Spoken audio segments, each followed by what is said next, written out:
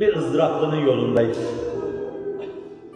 Bir ızdıraplının yolundayız ki peygamberlik müessesesi, peygamberlik ruhu Cibril'in zebercetten kanatlarıyla kapısını vuracağı ana kadar dahi o insanlığın derdiyle ızdırapla inlemiş, Gâr-ı Hira'ya çekilmiş, Sevir mağarasına koşmuş, Medine'ye ayrılmış, bu Akabe demiş, şu Taif demiş, durmadan dolaşmış.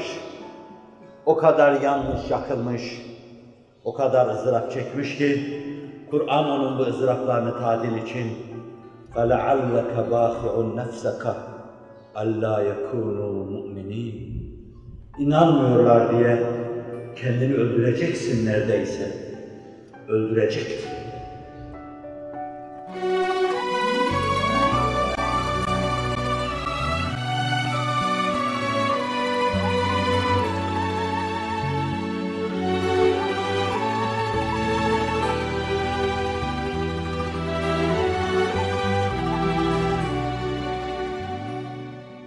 Burada bir te'dip vardı, bir itap vardı.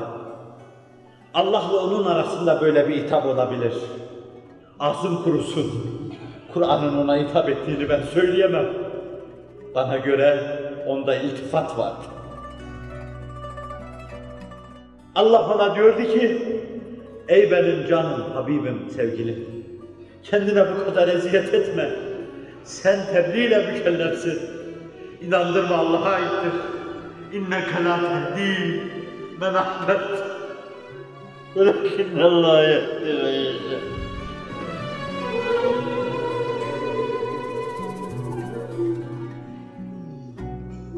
Sen istediğini hidayet edemezsin. Kalpleri açamazsın. O kilitleri çözemezsin. İmanı duyuramazsın. Evet ya Rabbi. Ben de 50 senelik aczimle bunun noktalandığını görüyorum. فَلَعَلَّكَ بَاخِعُ نَفْسَكَ أَلَّا يَكُونُوا مُؤْمِنِينَ İnanmıyorlar diye ızdıraptan boğulacaksın. Hüzünden boğulacaksın.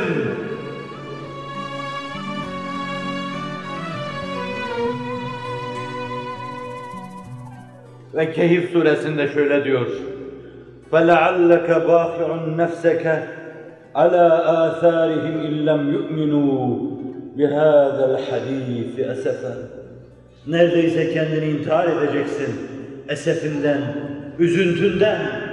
Şu Kur'an ki nur efşan indi, şu Kur'an ki semanın dili, şu Kur'an ki Allah'ın beyanı, şu Kur'an ki ilahi bir sofra, şu Kur'an ki onların arasında, şu Kur'an ki onların arasında ama yetim.